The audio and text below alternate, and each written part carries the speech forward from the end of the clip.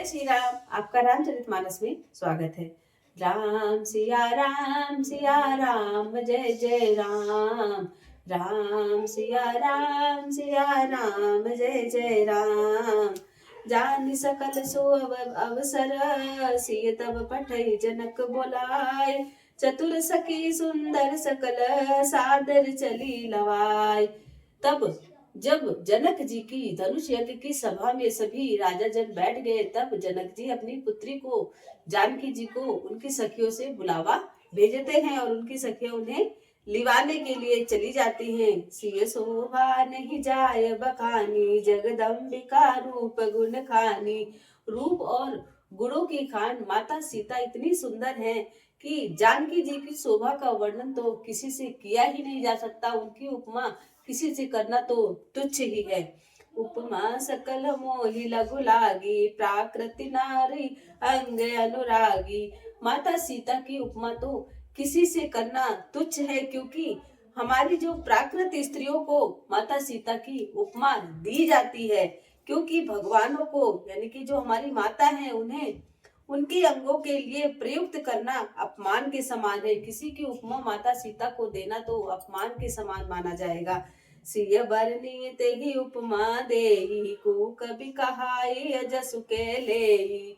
सीता जी की कवि कहते हैं कि सीता जी की उपमा किसी को देना जो है अपमान के समान है। उस उपमा को करके कोई भी जो सुकवि होगा वह कुकवि नहीं कहलाएगा और अपने को अपेस का भागी भी नहीं बनाएगा। जो पट तारियती समसिया, जग अस जुबती कहाँ कमनिया। कहते हैं कि यदि किसी स्त्री के साथ सीता जी की तुलना की जाए तो जगत में ऐसी सुंदर युवती है ही नहीं। कहाँ पर ऐसी युवती है जिसकी माता सीता से तुलना की जाए। गिरा मुखर तन अर्ध भवानी, रति अति दुखित तनुपति जानी। पृथ्वी की स्त्रियों की तो बात ही क्या कहें, देवताओं की स्त्रियों में भी इतना उनके समान उपमा नहीं की जा सकती, अपेक्षा नहीं की जा सकती है। अधिक दिव्य और सुंदर है माता सरस्वती जी की कहे तो वह अत्यधिक बोलने वाली है, और माता पार्वती की कहे तो वह उनका आधा ही शरीर नारी का और आधा शरीर शिव जी का कहा जाता है। कामदेव की स्त्री रति पति को तो हमेशा शरीर वाला, बिना शरीर वाला ही देखना उन्हें पसंद है, और बिना शरीर के देखे तो वो बहुत ज्यादा दुखी रहने लगती है। और माता लक्ष्मी जी को कहें तो जिनके प्रिय भाई विष है, लक्ष्मी जी के समान जानकी जी को कहां से कहां तक की उनकी उपमा दी जा सकती है, नहीं दी जा सकती है। जो छवि सुधा पयो नदी होई, परम रूप में कच्छप सोई।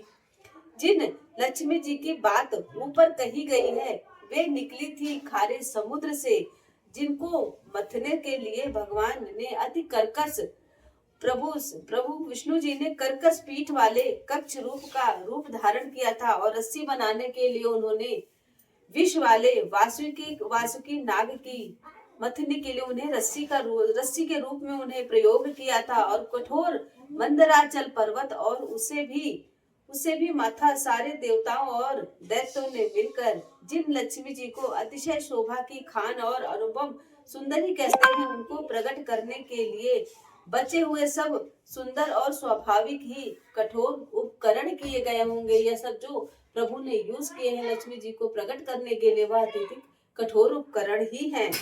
ऐसे उपकरण को प्रकट हुई लक्ष्मी जी श्री जानकी जी की समता कैसे दी जा सकती है। शोभा रूप रस्सी हो, शोभा रजु मंदरु सिंगारू, मथय पानी पंकज निज निज मारू। कहते हैं रस्सी हो या पर्वत हो और स्वयं कामदेव ही अपनी कर कमलों से मथे तो कहीं माता की उनसे उपमा की जा सकती है। धन्यवाद।